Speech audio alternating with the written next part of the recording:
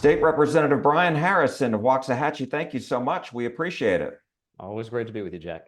So this week, as you know, the topic of taxpayer-funded education savings accounts or school vouchers, school choice came up during the Public Education Committee, a committee in which you serve. And so I'm wondering, do you think that there will be the votes next session starting in January to pass it? Yeah, I think there will be. I'm very optimistic about this, that Texas will finally, I wish Texas had been the first state to empower parents with education freedom. Sadly, we have been very slow to this. Over 33 states have already empowered their parents with some form of school choice. So it's long past time that Texas does the right thing and puts parents in control of where their kids attend school. And in the light of the historic primaries, which I was honored to play a role in, traveling around the state, educating Texans, we, in the primary season, knocked off several incumbent Texas House members who had long chosen to side with liberal teacher unions opposed to parents and replaced them with more conservative Republicans who are committed to putting parents in charge of their kids' education. So yes, I am cautiously very optimistic.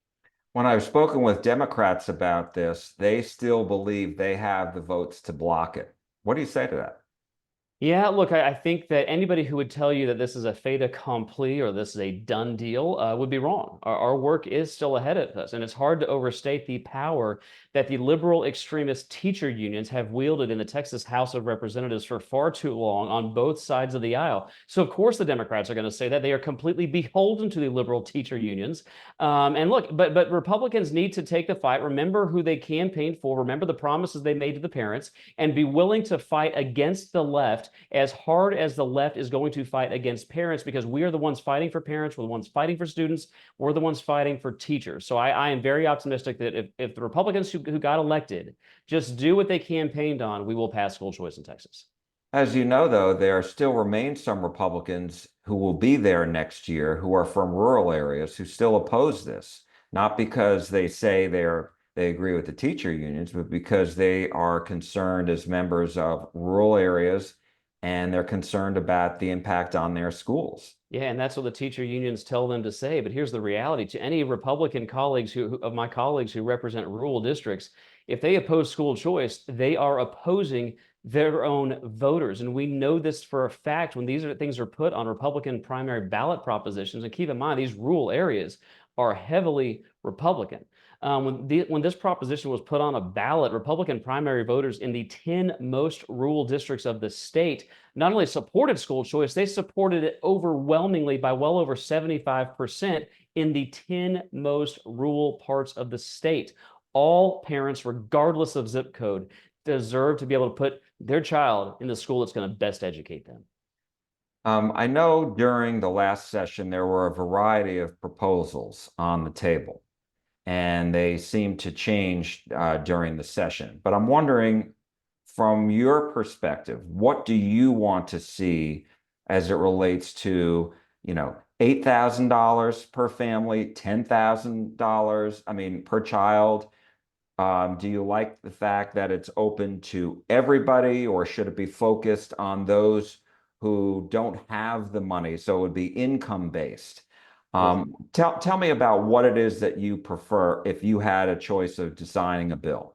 yeah, let me be really clear about this. I want every parent to have education freedom because I believe every child deserves a quality education. And the best way to do that, Texas should make up for being late to school choice by being bold. I want us to have a truly universal education savings account program so that every family has the opportunity to make the choice for their kid. This would be good for parents. We know student outcomes improve when states that do this. We know teacher salaries can increase when this happens by opening them up to competition.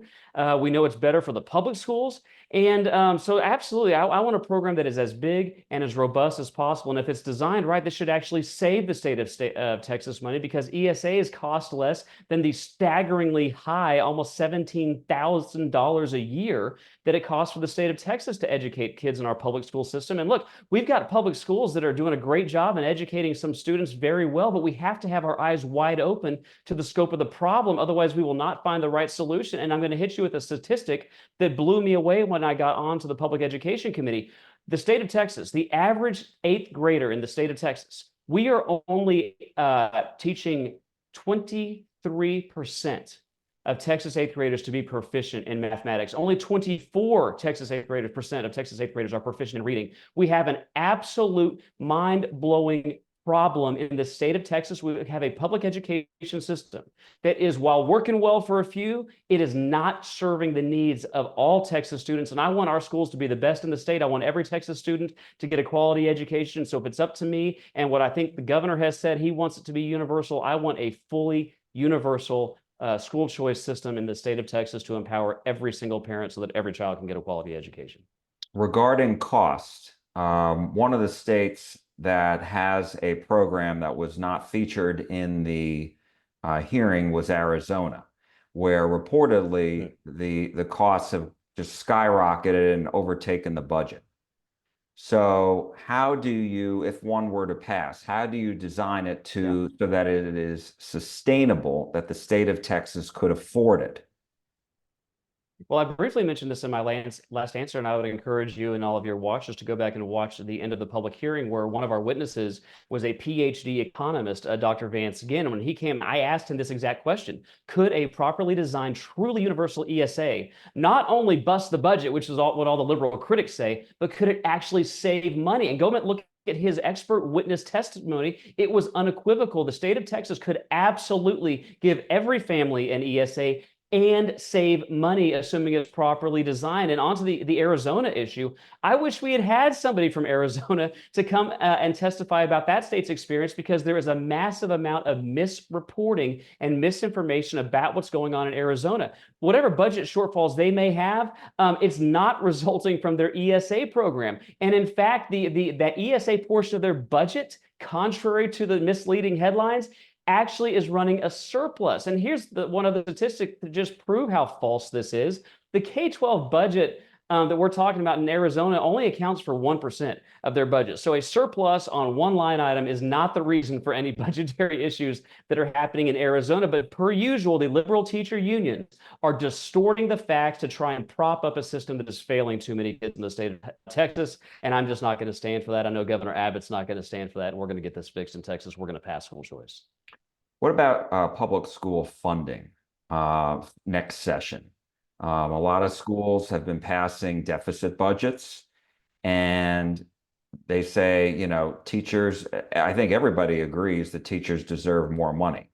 So do you support? Yeah, well, I agree. And I am the author of the most pro-teacher initiative in the history of the Texas legislature. I actually almost was able to pass an amendment last session to a public ed funding bill that would force the schools to prioritize teachers, because the people who are not prioritizing teachers right now, like I want to do, are the ISDs themselves. I had a pro-teacher initiative that would have forced the schools to dedicate at least half of their budgets to the classroom, to the teachers in terms of salary and benefits, so we can reward the teachers who are doing a great job educating the next generation. Unfortunately, the school districts are taking all of their money, almost all of it. We've had a massive growth in public education spending over the last couple decades. Well over 40% has been the explosion in growth of spending in public education. But did you know that less than 13% of that is getting into the teachers, the hands of the people who most deserve it? Instead, they're prioritizing these exorbitant buildings. They're prioritizing the bloated salaries of administrators and superintendents who don't teach anybody, and they're the ones that are neglecting teachers. So we have got to fix that and force the schools themselves to actually prioritize teachers. But just throwing blindly more money at the problem, we know is not the solution. And you go back and look at my examinations during the hearing with the TEA commissioner as well as other witnesses, where I was able to point out, it came out of the hearing, that even as a public education per pupil has exploded by 42%, when spending on public education per pupil was 42% lower, math scores were a staggering 20% higher. So we know for a fact that the problem in public education is not a lack of funding. It's a lack of competition and a lack of prioritization from the public school monopoly of sending the dollars where they matter most. And that's to our public school teachers, and that's getting that money in the classroom. I'm committed to fixing that.